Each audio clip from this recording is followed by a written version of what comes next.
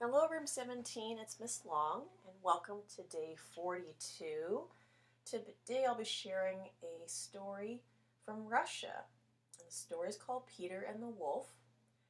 And the story is a very musical one, too. So, I've been sharing lots of music, lots of literature. And here we go again. There's more music.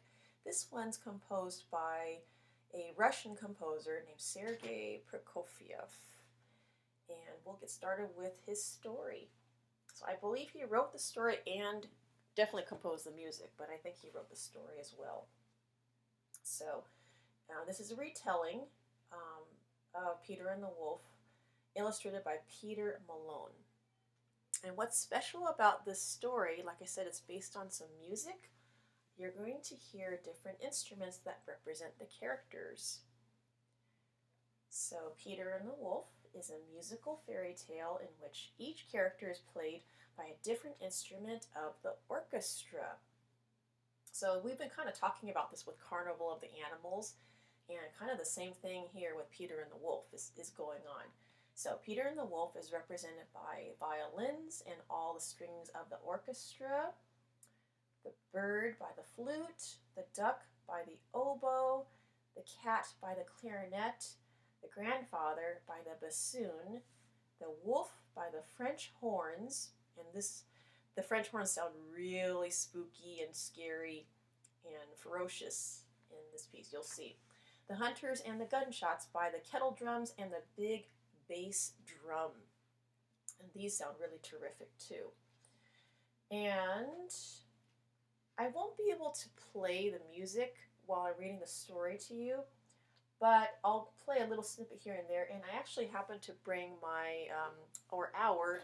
remember our thunder drum? So here's our thunder drum. I thought that would be a good sound effect for the wolf, just to make it sound a little scary. Okay, so here we go. Peter and the Wolf by Sergei Prokofiev. Here's beautiful illustrations.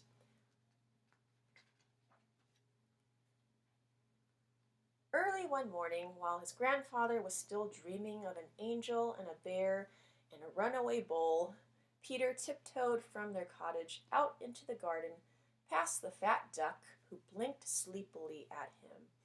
Peter quietly opened the gate and skipped out onto the wide green meadow.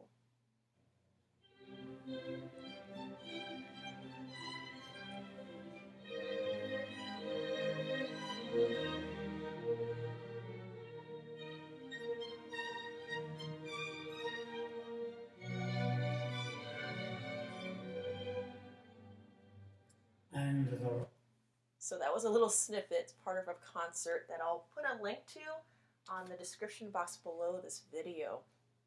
Okay, so that was Peter's theme. So you heard the violins, and it's gorgeous, right? So let's continue. A little bird was perched on a branch of a big tree near the garden wall. He was Peter's friend. "Good morning, Peter," chirped the bird gaily. "What a fine day." When the duck saw that Peter had not closed the gate, she roused herself and began waddling out of the garden and into the meadow. "How nice to start the day with a swim in my very own pond," she thought.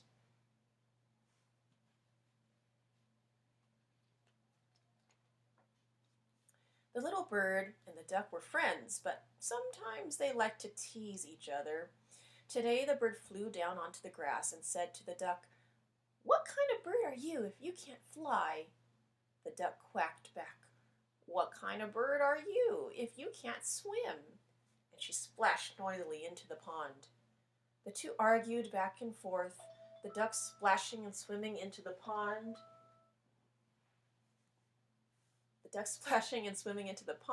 the bird fluttering and hopping along the pond's edge. "You can't fly," twittered the bird. "You can't swim," quacked the duck. There's a funny picture there. Suddenly, Peter, who was watching the duck and the bird argue, saw his cat sneaking through the tall grass. "Oh, how I love little birds," thought the cat, "and this one is so busy arguing, I'll just grab him and start my day with a lovely breakfast." "Look out!" shouted Peter. The bird instantly flew off to the big tree by the garden wall, while the duck quacked angrily at the cat from the middle of the pond.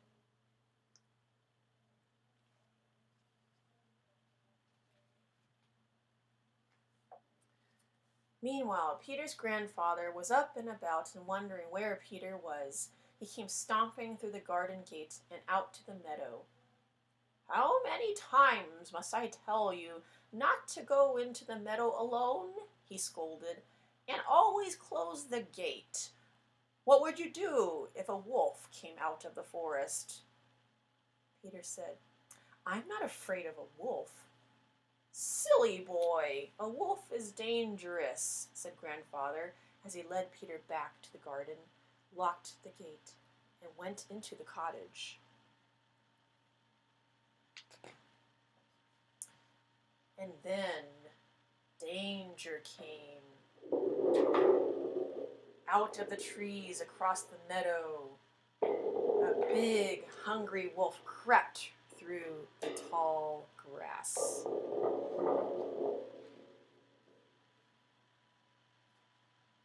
The cat was the first to spot it. In a flash, she ran to the tree by the garden wall and shot up it, climbing higher and higher until she could go no farther. The duck still did not see the wolf. She was only concerned for her friend. "Look out for the cat, little bird," quacked the duck as she splashed out of the pond and followed the cat to the big tree.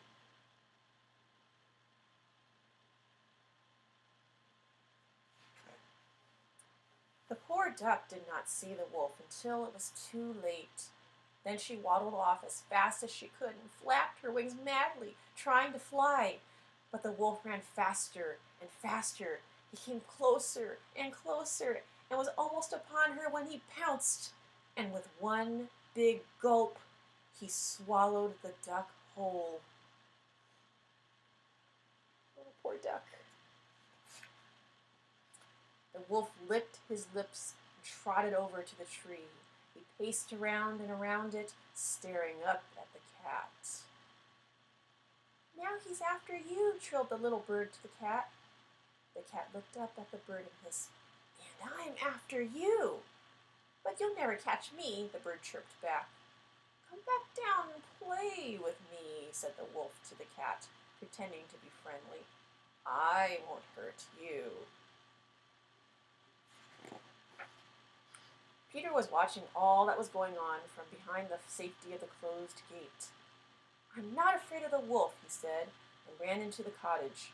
Quickly he returned with a strong rope and climbed the garden wall near one of the big branches of the tree.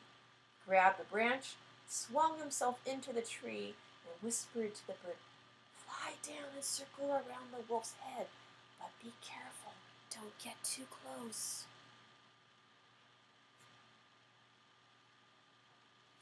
The little bird swooped down near the wolf, and as the wolf threw his head back and snapped his jaws open, the little bird darted off. "How dare you tease me?" snarled the wolf, and he snapped angrily at the bird from this side and that.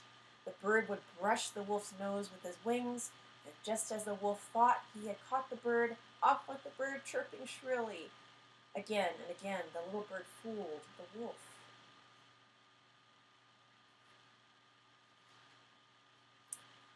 Up in the tree, Peter wasted no time tying the rope to the big branch and making a noose with the other end. So a noose is like a loop. He waited until the wolf was all tired out from jumping at the bird. When the wolf stood still for a moment, Peter lowered the noose over the wolf's tail and pulled with all his might on the rope. He caught the wolf. Got him right there. Wow. The wolf pulled and tugged and tugged and pulled on the rope, but Peter had tied the rope securely to the big branch, and the wolf could not get free. Finally, the beast fell down in a heap, exhausted and defeated. "Please, Let me go to my home in the deep, dark woods, panted the wolf, and I will never come here again. See his tongue lolling out. He's really tired. Just then, two hunters came crashing out of the forest, looking about nervously. They were afraid of the wolf, and when they saw it, they began shooting wildly into the air. "Stop shooting!" shouted Peter. "We have already caught the wolf." The hunters breathed a sigh of relief. When they heard that the wolf had promised never to come back, they offered to help Peter lead him back to his home, so long as he was safely tied to a rope.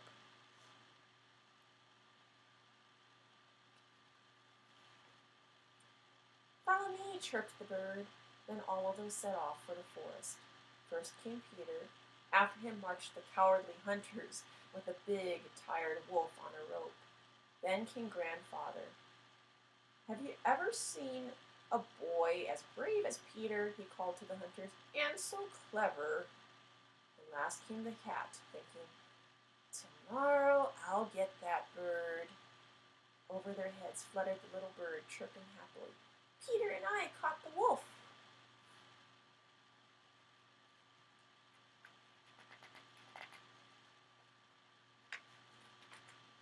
And the duck? The duck was making such a quacking and thrashing about in the wolf's stomach that the wolf felt guilty and finally coughed her out, whereupon she joined the procession, quacking triumphantly. And if you listen to the piece on YouTube, you'll see that the end of the story ends with a really kind of like a victory march, a very happy march that's quite nice and exciting. But anyway, that is Peter and the Wolf and Room 17. I hope you have an awesome day, and I will see you later.